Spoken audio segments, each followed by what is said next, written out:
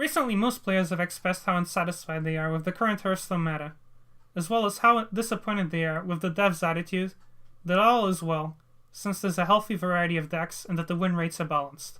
While this may be true, the existence of so many polarized matchups has turned the Hearthstone ladder into a weird game of rock, paper, scissors, where sometimes scissors can beat rock if the draws are amazing for scissors and terrible for rock. The deck that showcases this point better is Quest Rogue, since it usually beats control decks and struggles against more aggressive ones. The community has presented some excellent nerf suggestions for Quest Rogue.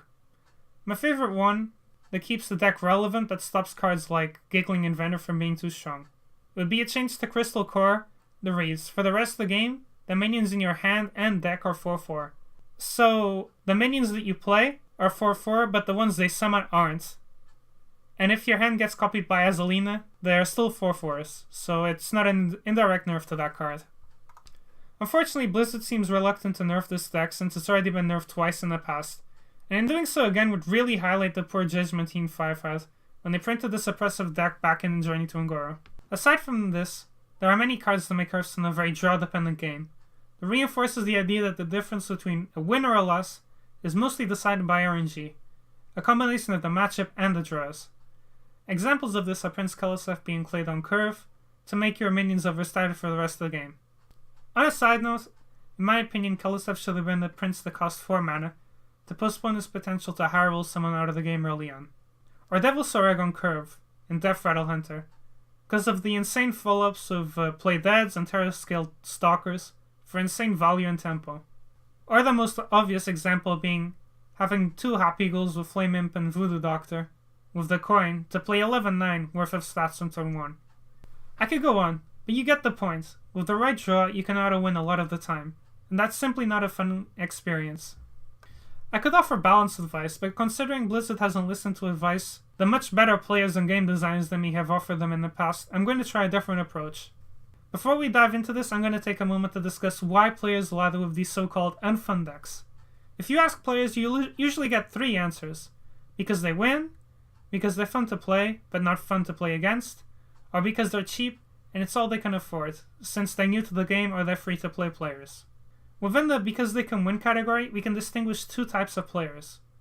The ones that want to win to ladder up to a decent rank without too much of a grind so they can earn a good end-of-month reward in their chest, and the ones that want to get a high legend finish.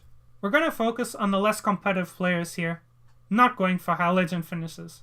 So what matters is grinding out gold and dust, having fun, and playing a wide selection of decks.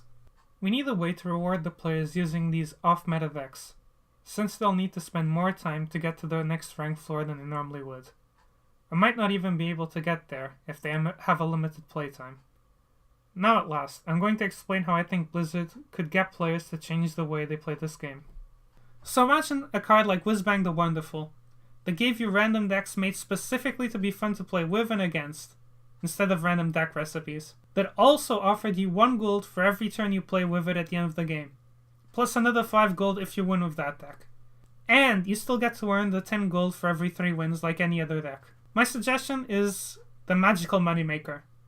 This may not seem like a lot, but take into consideration that if you lose twice by turn 5, you gain as much gold as someone who won 3 games in a row, while playing an off-meta deck. If this scenario were to happen to the average player right now, it would likely be a frustrating experience, because they lost 2 stars worth of progress to the next rank floor and the next chest reward, and gained essentially nothing.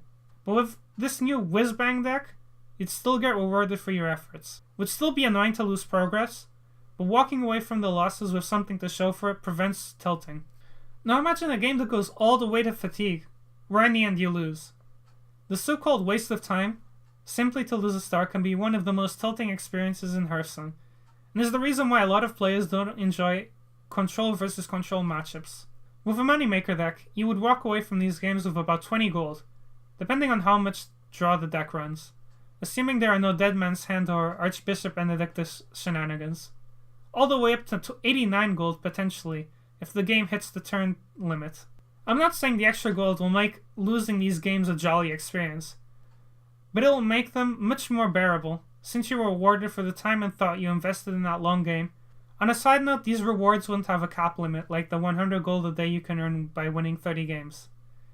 so you can play it when you've got the time, and don't feel pressured to take advantage of it every day.